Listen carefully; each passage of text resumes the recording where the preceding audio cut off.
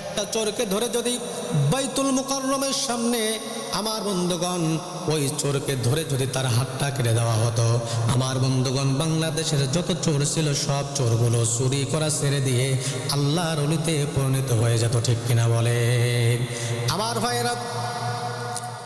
কিন্তু মানুষের তৈরি করা আইন দিয়ে এই সমাজ কখনো পরিবর্তন হবে না। মানুষের তৈরি করা আইন দিয়ে আমার দেশ কখনো পরিবর্তন করা সম্ভব নয়। আমার বন্ধুগণ, বিশ্ব নবীজি মুহাম্মদুর রাসূলুল্লাহ সাল্লাল্লাহু আলাইহি সাল্লাম তিনি বিচার ফয়সালা করেছিলেন কোরআন এবং হাদিস দ্বারা। ঠিক কিনা বলেন? আল্লাহ রাসূলের দরবারে একটি বিচার আসলো, আল্লাহ রাসূলের দরবারে একটি বিচার আসলো। বনু মাখজুম গোত্রের একটি সুন্দর মহিলা চুরি করলো। চুরি করার পরে ধরা পড়লো। ওই মহিলাটা যেমনভাবে সুন্দর ছিল, এরপরে মহিলাটা অনেক ধনী ব্যক্তিও ছিল। আমার নবীজির কাছে আনা হলো।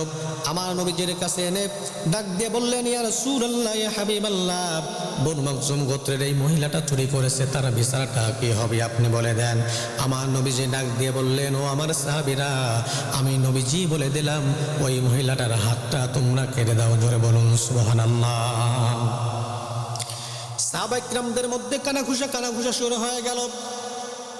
সাহাবায়ে কিরামরা বললেন, বলতে পারছেন না, বিচারটাকে একটু শিথিল করা যায় না? বিচারটাকে একটু কি আমার বন্ধুগণ অন্যভাবে করা যায় না? সাহাবায়ে কিরামদের ভিতরে কানাঘুষা শুরু হয়ে গেল। আমার বন্ধুগণ, এই কথাটা কি আল্লাহ রাসূলকে এসে বলবেন? কেউ কারোর কোনো সাহস নাই। আমার ভাইয়েরা, বিশ্বনবীজি মুহাম্মদুর রাসূলুল্লাহ সাল্লাল্লাহু আলাইহি সাল্লামের পালক পুত্র সন্তান ছিলেন, যার নাম হলো যায়েদ। এই যায়েদের একটি সন্তান ছিল, নাম হলো উসামা। এই উসামাকে আল্লাহ রাসূল খুব ভালোবাসতেন, উসামাকে খুব মহব্বত করতেন। উসামাকে গিয়ে সাহাবায়ে কিরামরা বলল, গো উসামা, তোমাকে তো খুব ভালোবাসে, খুব মহব্বত করে, তুমি এই কথাটা আল্লাহ রাসূলের কাছে গিয়ে বলো, এই মহিলাটার বিচারটা যেন একটু শিথিল করে।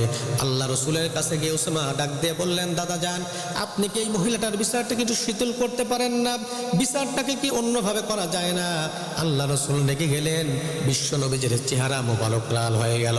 এরপরে বিশ্বনবীজি সাহাবায়ে কিরাম সকলকে ডাকলেন। ডেকে ডাক দিয়ে বললেন, ও আমার সাহাবীরা শোনো, তোমরা সবাই পরামর্শ করে ওসামাকে আমার কাছে পাঠিয়েছ, আমি যেন বিচারটা একটু শিথিল করে। ও আমার সাহাবীরা শুনে রাখো, শুধুমাত্র আজকের এই বনু মাখজুম গোত্রের এই মহিলা কেন, আজকে যদি আমার মেয়ে ফাতেমাও চুরি করতো, আমি রাসূল তার হাতটা কেটে দিতে বলতাম, নিষেধ করতাম না। সুবহানাল্লাহ। এর নাম হলো ন্যায় বিচার। আর এই বিচার যতদিন পর্যন্ত আমাদের এই সমাজে প্রতিষ্ঠিত না হবে, আমার সমাজ, আমার দেশ কখনো পরিবর্তন হতে